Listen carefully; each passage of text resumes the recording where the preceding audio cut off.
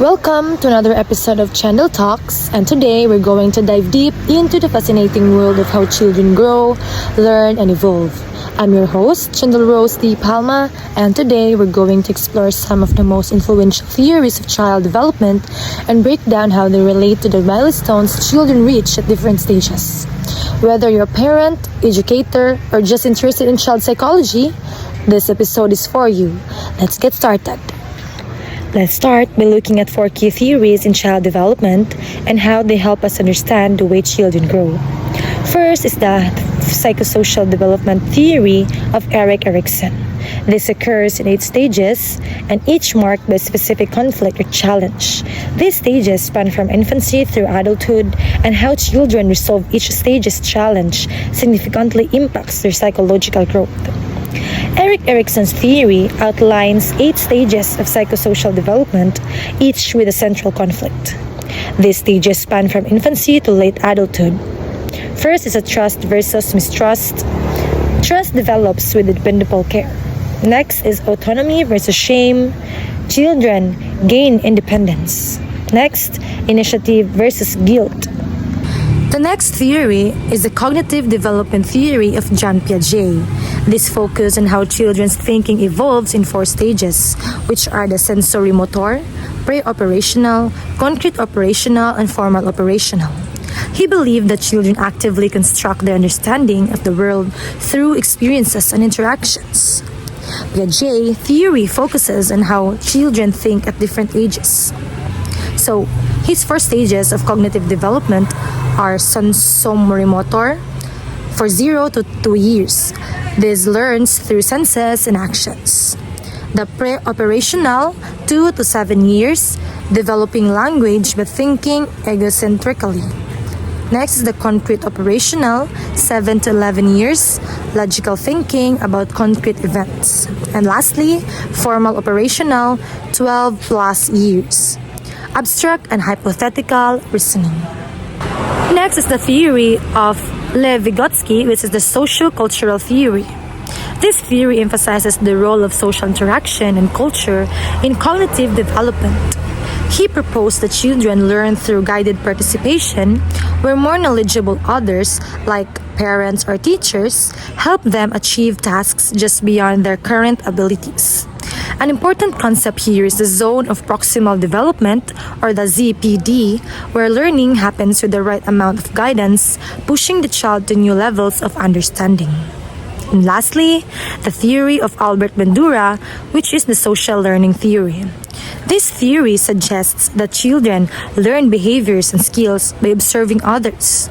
He proposed that imitation and modeling play a key role in development, especially through what he called observational learning. For example, a child may learn social behaviors by watching their parents, teachers, or peers and then imitate them. Bandura also introduced the concept of self-efficacy, which refers to a person's belief in their ability to succeed in specific situations. Next, let us discuss the development theories and milestones in child development. Now, how do these theories connect with the actual milestones children reach at the different stages of development? Each developmental theory provides a lens through which we can understand how children grow in terms of cognitive, emotional, and social abilities. For instance, Erikson's stages are linked with emotional milestones. In early childhood, children develop autonomy from the stage of autonomy versus shame and doubt, as they begin to assert control over their bodies and environments. By adolescence, they move toward developing their identity, which is the identity versus role confusion. Next is Piaget's stages are tied to cognitive milestones, such as when children begin to use symbolic thinking in the pre-operational stage around ages 2 to 7 years old. And later, in the concrete operational stage, they develop logical thinking abilities like understanding conservation of mass or volume. Next is Vygotsky theory. It ties in with social and cultural milestones, highlighting how children's learning progresses through collaboration. A key milestone here is when a child can solve problems with the support of a peer or adult, and eventually begin to perform those tasks independently. And lastly, Bandura's theory. It correlates the social milestones of learning behaviors through observation, like when a toddler imitates a parent's behavior or when children begin to form self-regulatory habits after observing others. Finally, let's compare the different stages of child development.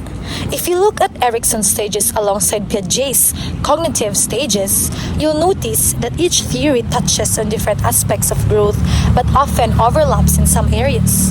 For example, during Piaget's concrete operational stage, which is 7 to 11 years, children start to think logically, which aligns with Erikson's industry versus inferiority stage, where children begin to develop a sense of competence through achievements and homework.